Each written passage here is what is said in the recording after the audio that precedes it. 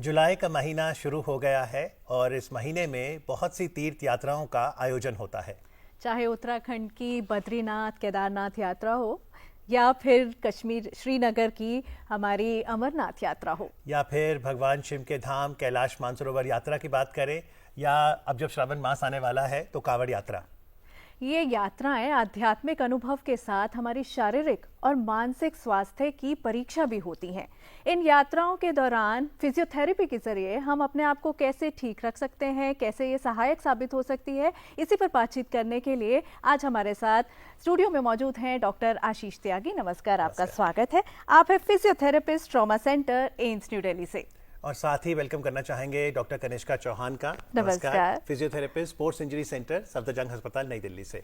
तो डॉक्टर कनिष्का, आपसे शुरू करते हैं। जब भी हमें कोई तीर्थ यात्रा करनी है तो पहाड़ चढ़ने होते हैं और उसमें एक ट्रैकिंग का एलिमेंट भी आता है। अगर शॉर्टनेस ऑफ ब्रेथ हो तो ऑक्सीजन मैनेज करना, प्रॉपर ब्रीदिंग बहुत ज़रूरी है। तो ब्रीदिंग के लिए पहले से क्या तैयारी करें? हमें पहले से ही थोड़े से डीप ब्रीदिंग एक्सरसाइजेस प्रैक्टिस करने चाहिए। उसके लिए हम डायफ्रामेटिक ब्रीदिंग एक्सरसाइजेस प्रैक्टिस कर सकते हैं, या जो कि बहुत कॉमनली जब हम ट्रैकिंग करते हैं तो हम पर्स डीप ब्रीदिंग कहते हैं उसको, तो हम वो भी प्रैक्टिस कर सकते हैं। एक हमारा स्पाइरोमेट्री होता है, स्पाइरोमीटर कहते हैं हम उसको, उससे भी हम अपनी डीप ब्रीदिंग एक्सरसाइजेस प्रैक्टिस कर सकते हैं। जी डॉक्टर आशीष, दर्द जो है एक समस्या है, लेकिन फिजियोथेरेपी उसका समाधान हो सकती है। तो दर्द को मैनेज करने में फिजियोथेरेपी कैसे भूमिका निभाती है? बहुत अच्छा सवाल है कि यात्रा पर जब हम जा रहे हैं तो हो सकता है कुछ दर्द आपके साथ हैं और कुछ वहाँ आपके साथ और ऐड हो सकते हैं, तो उस समय उन्हें मैनेज करना बहुत ज़्यादा ज़रूरी है। तो उस वक्त अगर हम यात्रा के दौरान अगर हमें कुछ स्वेलिंग या दर्द अगर हो रहा है तो हम साथ में आइस पैक वगैरह रखें।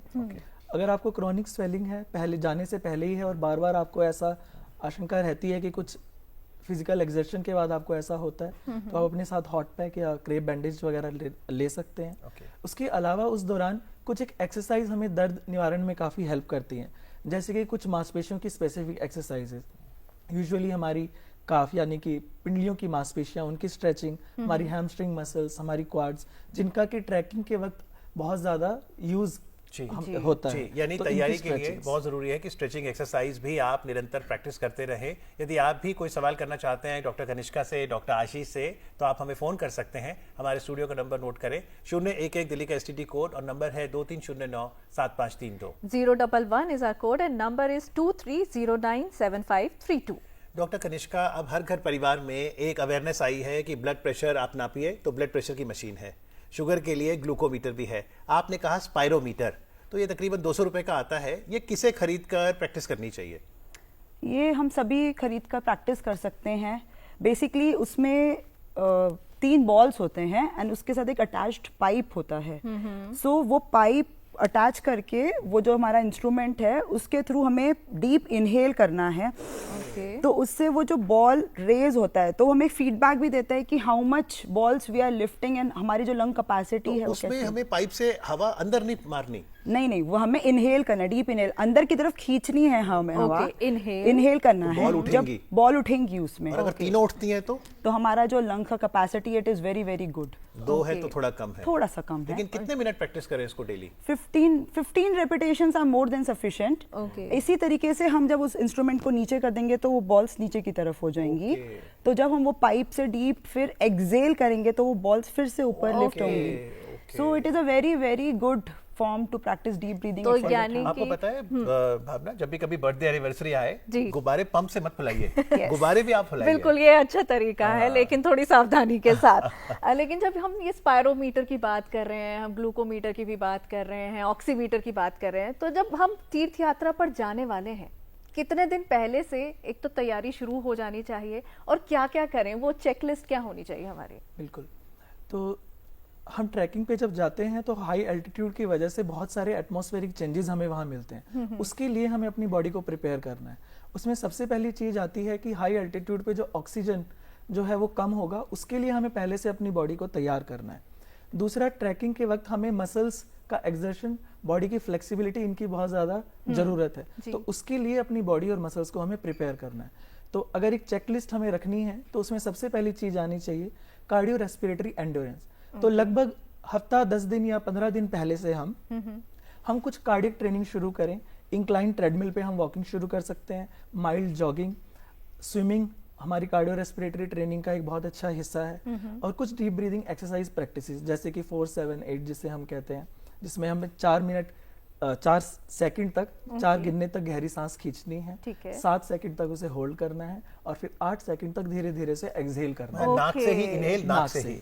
जी हाँ जी। 4-7-8 डॉक्टर साहब आपसे और भी 4-7-8 पूछेंगे टेक्निक्स के बारे में। फिलहाल लुधियाना चलते हैं जहां से रोहित जी हैं फोन लाइन पर। हेलो हेलो जी, सवाल पूछिए। नमस्कार जी। नमस्कार। नमस्कार। सर मेरे को ना रूमेटॉइड आर्थराइटिस है और मैं ऑलरेडी 15 mg डोज पे हूँ मिथोट्रेक्सेट पे, और 43 इयर्स ऑफ एज है मेरी। सर मेरे को ये जानना था कि मैं जब सीढ़ियाँ चढ़ता हूँ तभी मेरे को पेन होता है नीज में, तो क्या मैं अपना साइकिलिंग या अपना वॉकिंग वगैरह कर सकता हूँ? Is it safe for me? जी। और मेरा सेकंड क्वेश्चन है कि फिजियोथेरेपी में भी हम लोग एक्सरसाइजेज बताते हैं और योगा में भी हम एक्सरसाइजेज बताते हैं, तो ये क्या दोनों सेम है या there is any difference between these two? Thank you Rohit ji. Rohit ji, मैं आपसे ये कहना चाहूँगी कि डेफिनेटली आप स्टेशनरी साइकिलिंग कर सकते हैं, एंड आप वॉकिंग पे डेफिनेटली जाइए। सबसे पहले तो आपको अपना वेट भी चेक इन रखना चाहिए। अगर आपको आर्थराइटिस डेवलप हो रहा है तो उसके लिए आपको वॉकिंग करनी बहुत ज़्यादा ज़रूरी है, और स्टेशनरी साइकिलिंग भी कर सकते हैं। डॉक्टर साहब ये स्टेशनरी साइकिल मतलब साइकिल के ऊपर वहीं करें या फिर जब मैं साइकिलिंग करता हूँ, फर्क क्या है दोनों में? नहीं, स्टेशनरी साइकिलिंग बेसिकली जो हमारा वो जो साइकिल जो हमारा रहता है खड़ा हुआ, उसी में हम पेडलिंग कर रहे होते हैं, that is stationary cycling. Okay, but अगर जो जैसे उनको आर्थराइटिक चेंजेस ऑलरेडी हैं, तो it's better for him to do a stationary cycle rather than a normal cycling. Okay, second question उनका ये था कि फिजियोथेरेपी और योगा में क्या डिफरेंस है। There is lot of difference between physiotherapy and yoga. Yoga के अपने एक्सरसाइजेज हैं एंड फिजियोथेरेपी के अपने एक्सरसाइजेज हैं। योगा फिजियोथेरेपी में अगर जैसे आपको आर्थराइटिस है तो उसमें बेसिकली हम नी के मसल्स को लेकर उस पर हम डेवलपमेंट और स्ट्रेंथनिंग पे फोकस करते हैं। ओके, सो ओके, जी, दोनों एक का और लक्ष्य एक ही कॉलर है, हमारे अच्छी हिसार से जुड़ गए हैं। नमस्कार, अपना सवाल पूछिए। हेलो हाँ, गुड मॉर्निंग मैम। जी, गुड मॉर्निंग। क्या सवाल है आपका? जी, सवाल ये है कि यहाँ मेरे ना रीढ़ की हड्डी नीचे जहाँ खत्म होती है बिल्कुल एंड पे पुल्ले के पास, जी जी आपकी उम्र कितनी है? पॉइंट पे 30 ईयर्स। जी हाँ, उस पे पेन रहता है, उठते हैं बैठते हैं तो पिन पॉइंट का। डॉक्टर आशीष। हाँ जी, तो इसका ये कितने समय से है ये जानना बहुत आवश्यक है। दूसरी बात है कि इस हिस्से में दर्द आना, जहाँ के उन्होंने बताया कि रीढ़ की हड्डी खत्म होती है और कूल्हे शुरू होते हैं, वहाँ हमारा लंबोसैक्रल जॉइंट है और सैक्रोइलियक जॉइंट है। तो वो एक फिजिकल जांच के बाद ही हम एग्जैक्ट कह सकते हैं कि आपको किस जोड़ से दर्द आ रहा है। तो मुख्य कारण दो रूप से यही हो सकते हैं कि लंबर एरिया में कोई डिसफंक्शन या कोई अगर डीजनरेशन हो रही है, या फिर सैक्रोइलियक जॉइंट जो हमारा है उसमें कोई डिसफंक्शन या कहीं पे कुछ मसल इम्बैलेंस है जिसकी वजह से ऐसा पेन आ सकता है। और जैसा कि उनके सवाल में एक हिस्सा था कि उठते बैठते वक्त वहां दर्द आ रहा है, तो कई बार ऐसा देखा जाता है हमारी रीढ़ की हड्डी का जो नीचे वाला पोर्शन है वहाँ हमारे जोड़ में फैसेट जॉइंट्स होते हैं। 30, जैसे कि उन्होंने अपनी एज बताई, 30 से 35 की एज के बीच में फैसेट जॉइंट्स की आर्थ्रोपैथी इज मोर कॉमन, जो कि स्पोंडाइलोसिस इतना जल्दी इस एज में नहीं आता है, बट फैसेट जॉइंट में आर्थ्रोपैथी होनी शुरू हो जाती है। तो उसके लिए इन्हें कुछ व्यायाम और कुछ फिजियोथेरेपी ट्रीटमेंट डेफिनेटली जी, तो फिजियोथेरेपी से जरूर आराम मिलेगा। लेकिन तीर्थ यात्रा की प्रिपरेशन हम करें तो हमने समझा है, अब जब हम तीर्थ यात्रा करने लगते हैं तो कई लोग तो बहुत जोश में होते हैं, मैं बहुत तेजी से चलूंगा, जत्थे से भी आगे चले जाते हैं। तो बेस्ट स्ट्रेटेजी क्या है कि मैं बहुत तेजी दिखाऊं, स्लो एंड स्टेडी चलूं, कैसे करूं? स्लो एंड स्टेडी भी नहीं, बहुत तेज़ भी नहीं, एक कांस्टेंट पेस के साथ आपको ऐसे जो लंबे ट्रैक्स होते हैं या यात्राज होते हैं उस पर वॉक करना चाहिए या चलना चाहिए। अगर आप बहुत ज़्यादा तेज़ चलेंगे तो वो शॉर्टनेस ऑफ ब्रेथ बहुत जल्दी हो जाएगा आपको। एक कांस्टेंट स्पीड पे ही आपको वॉक करना चाहिए। ये मेरा पर्सनल एक्सपीरियंस भी रहा है when I go for trekking and when I go for the यात्रा। तो उस दौरान और क्या चीज़ें मतलब क्या एक्सरसाइज उस टाइम भी करते रहें, क्या क्या चीज़ें करें कि हम फिट रहें? डेफिनेटली मैं इसमें ऐड करना चाहूँगी कि वंस वी स्टार्ट ट्रैकिंग या फिर once we start with the yatra, हमको थोड़ा बहुत माइल्ड स्ट्रेचिंग एक्सरसाइजेज ज़रूर करके ही यात्रा स्टार्ट करना चाहिए। इन बिटवीन अगर कहीं पे भी आपको शॉर्टनेस ऑफ ब्रेथ लग रहा है तो हमें थोड़ा सा ब्रीदिंग, डीप ब्रीदिंग एक्सरसाइजेस करने चाहिए। और हमको अपना एक वो जो हमारा जो पेस है उसको, शॉर्टनेस ऑफ ब्रेथ को मेंटेन करना चाहिए उसको। उस पेस इस समय मध्य प्रदेश चलते हैं जहां से शर्मा जी हैं फोन लाइन पर। हेलो हेलो हेलो जी, नमस्कार, सवाल पूछिए। हाँ जी, मेरा प्रॉब्लम ये है कि 2-3 महीने पहले मेरे को कार एक्सीडेंट हो गया था और उसकी वजह से मेरा जो L1 वर्टिब्रा है वो डैमेज हो गया वर्टिब्रल कॉलम में। तो वो L1 वर्टिब्रा होने की वजह से, डैमेज होने से वैसे स्थिति ठीक है, लेकिन उठते बैठते चलते फिरते काफी प्रॉब्लम होती है मेरे को, और इवन टॉयलेट और जो नॉर्मल एक्टिविटी है वो भी करने में काफी प्रॉब्लम होती है। डॉक्टर्स का सजेशन है कि आप बेड रेस्ट करिए, बिल्कुल हिलिए डुलिए नहीं, लेकिन वो पॉसिबल नहीं है। मेरे 70 करीब एज है और मुझे सभी काम खुद करने पड़ते हैं, घर पे कोई है नहीं। जी डॉक्टर साहब, तो जैसा कि आपने बताया कि आपके L1 जो हमारी वर्टिब्रा है उसमें फ्रैक्चर या कुछ ऐसी दिक्कत हुई है जो कि आपने स्पेसिफाई नहीं किया और जिसके कारण से आपको ऐसी प्रॉब्लम आ रही है। तो इसमें 2 चीज़ों का ध्यान रखना होता है कि कितने समय से आपको ये अगर हुआ है। अगर आप 5-6 महीने से ऊपर हो चुके हैं तो आपको बेड रेस्ट की ज़रूरत बिल्कुल भी नहीं है। आप अपनी नॉर्मल रूटीन जो लाइफ है उसमें आप चल सकते हैं। आपको कुछ एक्सर्शन बहुत ज़्यादा नहीं करनी है। अगर आपको 1-1.5 महीना ही हुआ है तो आपको रेस्ट पर ज़रूर कुछ ध्यान देना है और आपको एक लंबोसेक्रल बेल्ट होती है, हाई लंबर कोर्सेट, जो ऊपर L1 तक आपको सपोर्ट दे, वो पहनकर आप चल फिर सकते हैं और कुछ एक्सरसाइज कर सकते हैं। Complete bed rest is not a good advice, क्योंकि उससे आपकी मसल्स और ज़्यादा वीक होनी शुरू हो जाएंगी, आपकी कोर स्ट्रेंथ कम होने लगेगी और आप जब डिपेंडेंट होने लगेंगे तो psychologically also and physically also it will deteriorate. जी, और जैसे आपने बेल्ट की बात की तो हमने देखा है बाजार में अब जब कभी नी में दर्द होता है ना डॉक्टर कनिष्का, तो बहुत से लोग नी कैप ले लेते हैं। तो अगर यात्रा जानी है, मैं कितना अपने मसल्स पे, नी पे ही निर्भर रहूं और कब है कि मैं नी या एक्स्ट्रा स्ट्रेंथिंग यूज कर सकता हूं? मैं इसके लिए ऐड करूंगी कि if a person is healthy, उसे कोई डिजेनरेटिव प्रॉब्लम नहीं है, आर्थराइटिस नहीं है या कोई नी पेन नहीं है, तो ही और she should carry the knee caps. But वो अपना बिना नी कैप के चल सकते हैं। बट हमें पता है कि हमें पहले से आर्थराइटिक चेंजेस हैं या नी आर्थराइटिस है या नी में कुछ मसल का टेयर है या लिगामेंट का टेयर है, तो definitely we should carry a knee cap. या फिर अगर हमें बैक में भी पेन है और हमें पता है कि हमें यात्रा पे जाना है, तो हमें डेफिनेटली जो लंबोसेक्रल बेल्ट्स हैं वो कैरी करना चाहिए अपने साथ। जी, ये जिस तरीके की नी कैप्स होती हैं, बेल्ट्स होती हैं और भी रिस्ट बैंड्स होते हैं, तो इनको परचेज करते वक्त क्या चीज़ें ध्यान में रखें, क्योंकि मार्केट में तो बहुत सारी अवेलेबल हैं। यूजुअली जो सवाल आता है अधिकतर लोगों के दिमाग में रहता है कि अगर घुटना दर्द हुआ तो हमें नी कैप पहनना ही है, और कई किसी से बिना पूछे भी और लगातार उसे पहनना इस्तेमाल कर देते हैं। तो इसमें देखा ये गया है कि आर्थराइटिस इनिशियल स्टेज पे कईयों को, हमारा जो मुख्य जोड़ है जिसको हम टिबियोफिमोरल जॉइंट कहते हैं, वहाँ आर्थराइटिस ना होने की वजह ऊपर कटोरी वाली जगह होता है जिसको हम पटेलोफिमोरल कहते हैं। ओके, जो ये पॉइंट यस। ओके, तो और जब हम नी कैप पहन लेते हैं तो वो हमारे पटेला को और ज्यादा नीचे की तरफ दबाती है, जिससे घर्षण और ज्यादा बढ़ जाता है। तो मतलब वो नुकसान पहुंचाएगा। यस। तो ऐसे केसेस में लंबे टाइम पहनने से एक तो वहाँ की मांसपेशियां कमजोर हो जाती हैं और लगातार दबाव के कारण चलते फिरते वक्त वहाँ घर्षण ज्यादा होता है, जिससे कि आर्थराइटिक चेंजेस और ज्यादा बढ़ जाते हैं। तो डॉक्टर साहब जो एक कटी हुई वाली आती है, यस, तो उन केसेस में बिल्कुल अगर किसी को नी कैप ऐसी जगह पहननी है और उन्हें लगता है कि हमें बेनिफिशियल होगी वो, तो इट्स बेटर जिसमें कटोरी का कटा हुआ पटेलर कटआउट होता है, तो कटोरी आपकी फ्री रहती है और बाकी जॉइंट आपका सपोर्टिव रहता है। डॉक्टर कनिष्का, हैदराबाद चलते हैं, सिटी ऑफ पर्ल्स, जहां से हमारे अगले कॉलर फोन लाइन पर। हेलो सर, नमस्कार। नमस्कार सर, मैं केदारनाथ हैदराबाद से बोल रहा हूँ सर। जी जी जी, मेरा वाइफ की उम्र 41 है सर। उनको अभी रिसेंटली ऑस्टियो आर्थराइटिस ग्रेड 2 का डिटेक्ट हुआ सर। ओके जी, तो अभी उनका बहुत सारा पेन हो रहा है सर। वो एक्चुअली प्रोफेसर है, स्टैंडिंग में पूरा करते हैं, जो मैंने लेक्चर्स पूरा देते हैं जी। तो अभी डॉक्टर साहब थोड़ा फिजियोथेरेपी मैंने ये किया सर, जी प्रिफर किया जी। तो फिजियोथेरेपी कितने टाइम कर सकते हैं दिन में और क्या क्या उसका फायदा रहेगा सर, और स्टैंडिंग में क्लास ले सकते हैं सर? जी, थैंक यू केदारनाथ जी। जी सर। डेफिनेटली स्टैंडिंग में अपना जो है क्लासेस ले सकते हैं, but she can use a knee cap अगर बहुत ज़्यादा एक्सेसिव पेन है तो।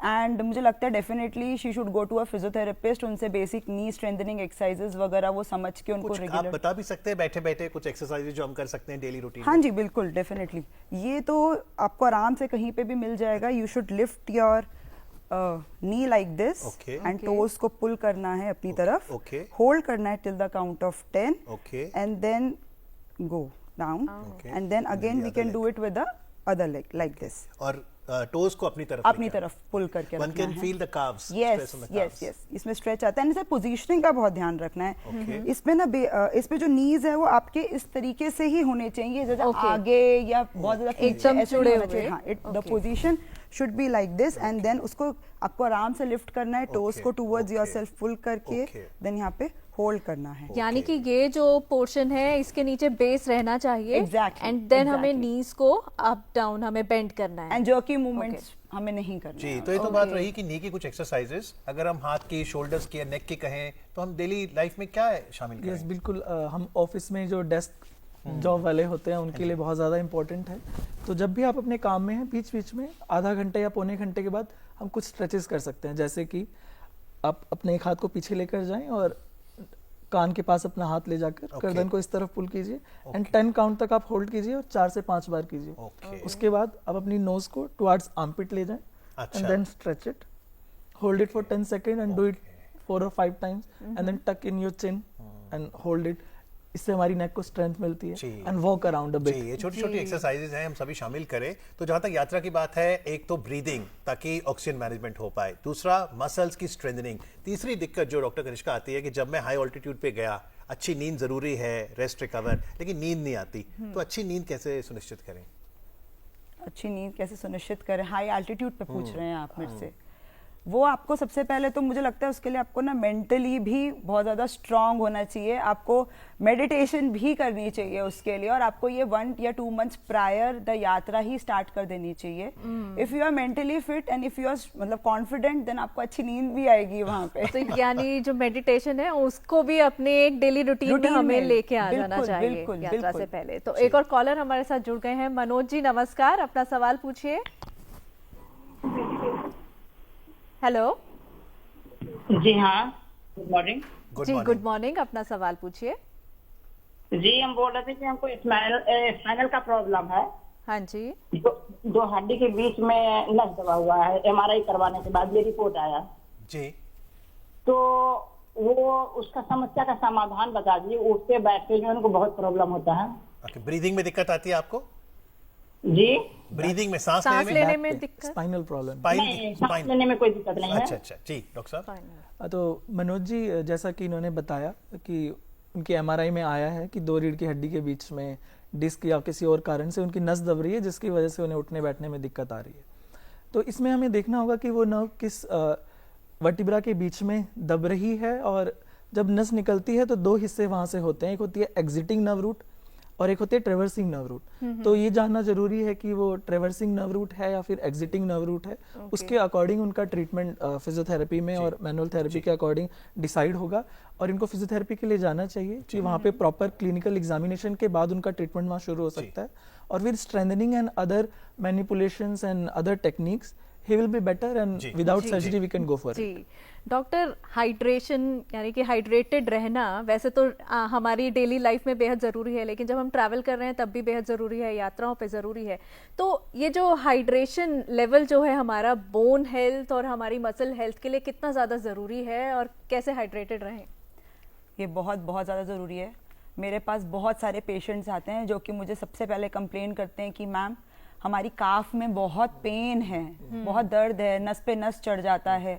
तो हम उनसे पूछते हैं कि आप कितना पानी पीते हैं। आधे से ज़्यादा लोगों को तो पता ही नहीं है कि जो ये काफ पेन्स होते हैं मोस्टली इलेक्ट्रोलाइट इम्बैलेंस या लैक ऑफ हाइड्रेशन की वजह से ही होते हैं। तो वो मुझे बोलेंगे मैम हम ज़्यादा से ज़्यादा 5 या 6 ग्लास पानी पीते हैं पूरे दिन में, इससे ज़्यादा तो हम नहीं पीते हैं। तो हम उनको बोलते हैं कि तुम ढंग से अपना पानी वानी पियो। Once a week electrolyte imbalance के लिए you can have ORS also. जो ये लंबी यात्राएं हैं ना, इसमें इलेक्ट्रोलाइट इम्बैलेंस भी बहुत ज़रूरी है, तो ORS वगैरह भी लोगों को अपने साथ कैरी करना चाहिए। तो बिल्कुल हाइड्रेशन रखें और इलेक्ट्रोलाइट बैलेंस मेंटेन करके चलें। ORS का घोल आप ले सकते हैं। चलते चलते डॉक्टर साहब, जब हाइट पे जाते हैं तो वहाँ पे सूरज की रोशनी है, UV एक्सपोजर है, आंखों का ख्याल कैसे रखें? तो उस वक्त हमें ये ध्यान रखना है कि UV एक्सपोजर जब बहुत ज़्यादा है, हम अपने सन ग्लासेस अपने साथ लेकर जाएं और अननेसेसरी स्टेयरिंग एट स्काई और ये सारी चीज़ें हम अवॉइड करें, क्योंकि UV एक्सपोजर की वजह से कैटरेक्ट होने के चांसेस और अदर कुछ चीज़ें के रिस्क हमारे वहाँ बढ़ जाते हैं। तो अपने सन ग्लासेस हम साथ रखें और सन बर्न होने के चांसेस हमें बहुत होते हैं हाई एल्टीट्यूड पे, because we are close to the sun over the heights. तो हमें वहाँ पे अपनी सनस्क्रीन या ऐसी कुछ चीज़ें अपने साथ रखनी बहुत ज़्यादा ज़रूरी है। दूसरा, हाई एल्टीट्यूड पे होता यूँ है कि अगर बिना एक्लिमेटाइज हुए अगर आप वहाँ पहुँच गए हैं तो there are chances of retinopathy, जो कि सेरेब्रल एडिमा की वजह से हमारी जो आर्टरीज जो रेटाइना को जाती हैं उनका स्मॉल वहाँ पे हेमरेजेस होने शुरू हो जाते हैं। बट वो ट्रांजिएंट होता है, जैसे हम डिसेंड डाउन करते हैं तो कम हो सकता है, बट इट्स रिस्की।